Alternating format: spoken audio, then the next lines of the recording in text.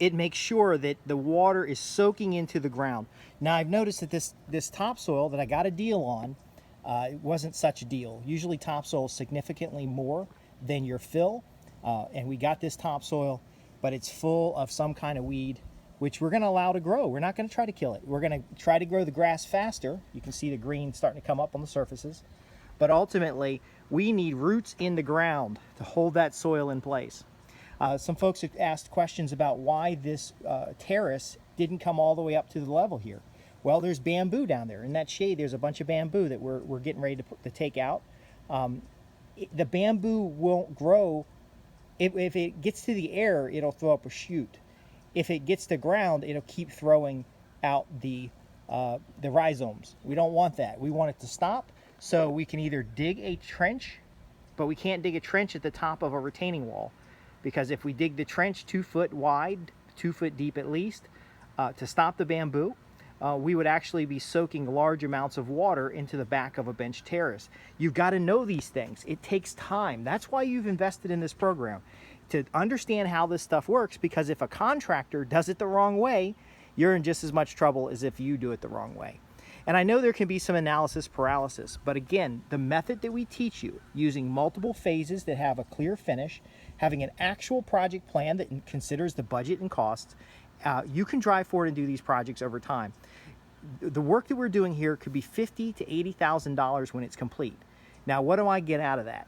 Well, I end up getting a house that I can rent, as well as more value in my own home, and replacing the retaining wall and forested areas out here, and garden spaces and nut and fruit trees. I'm getting a lot for that $80,000.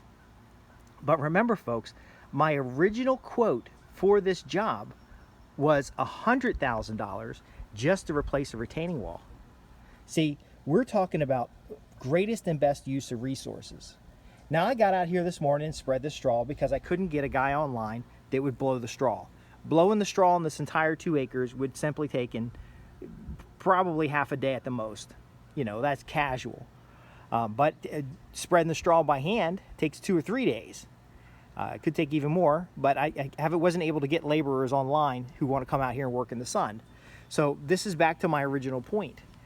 If other people don't want to get it done, which is the natural state of things, you got to buck up and get this work done. Get it taken care of. Get your kids out here. Get the neighborhood kids out here. Incentivize it by paying somebody to come do the work. Getting the equipment and the tools that you need. Develop an experience, because here's what's happening. I work for about 2 hours out here. It's starting to get a little too hot. It's still about mid-morning. I feel I'm at a point where I can walk away from it. I do have a couple bales over there on the other side that I'll get because it's real shady in the morning on that side. I'm going to go to a country club and have some lunch. I'm having a brunch over at the club. I'm going to sit over there and relax. I'll do some reading. I'll just enjoy the atmosphere.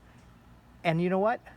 Deep down inside, I'll know that I got something accomplished, something moved forward towards my goal. Now, of course, you've got to have a stated goal in order to move towards your goal. You've got to have a plan of action to know what steps really do move you forward. See, if I go out and do all this work and grass never shows up because I did it wrong or I'd never seed it, because I did the steps out of order, then I'm not going to have that ultimate satisfaction to say, look what I built. Look what I built.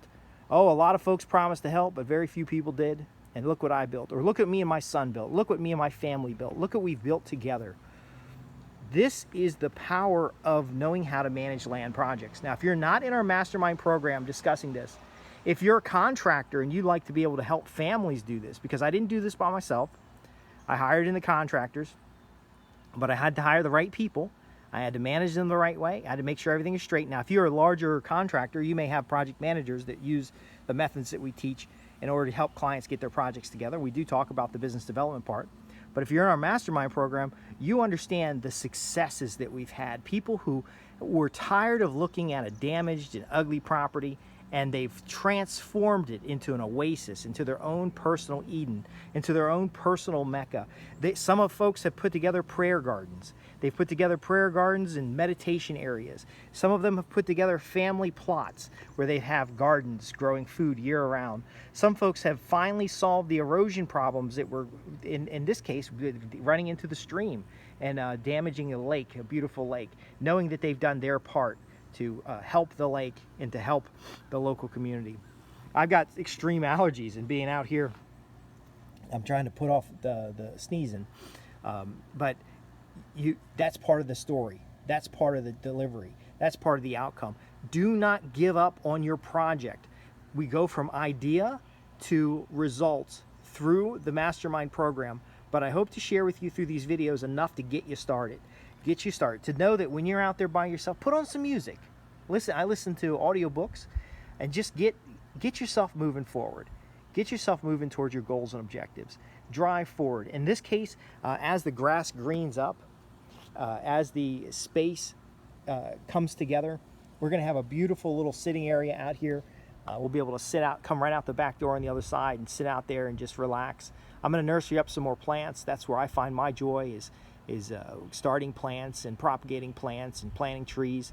And we'll get things cleaned up. Some of it's not as sightly as it could be, but we're triaging out what we're working on. The next step will be to get these long tubes off the ground by redoing the rainwater, and then starting to slate out a plot for our cisterns down at the bottom there.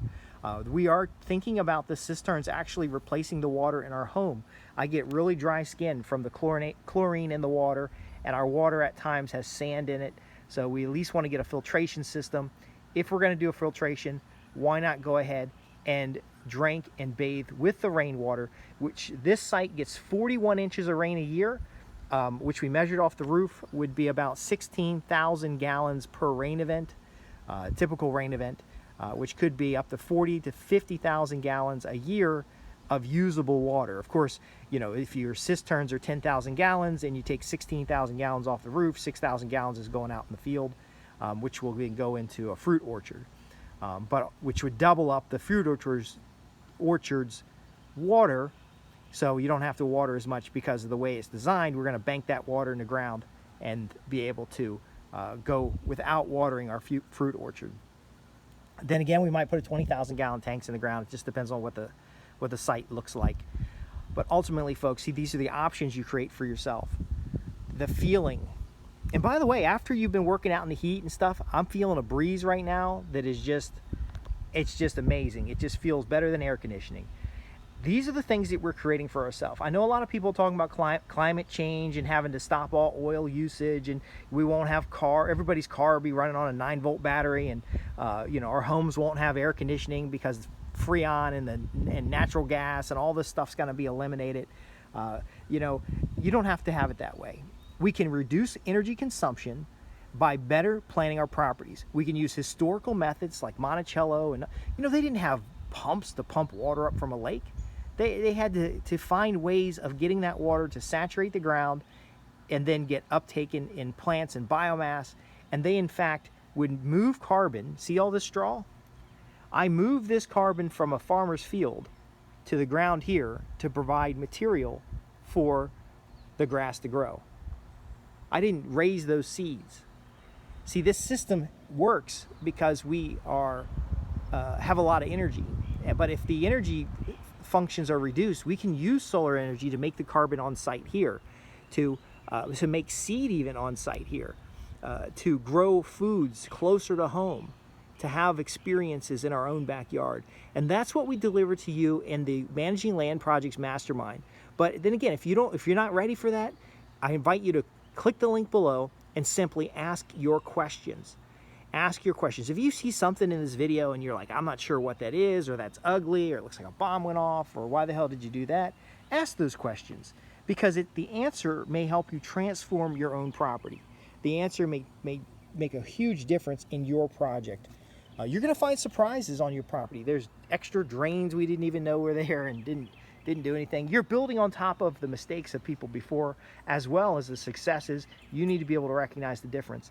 And by getting out here periodically and working and doing the things, you get the physical exercise, you get the fresh air, you get the elevation. Now my ears are itching and my eyes are burning, and I'm gonna go take a shower shortly. But you get moving forward to the results that you desire, and you open up opportunities that were previously not available to you on your property. You don't need to move to a farm out in the middle of nowhere.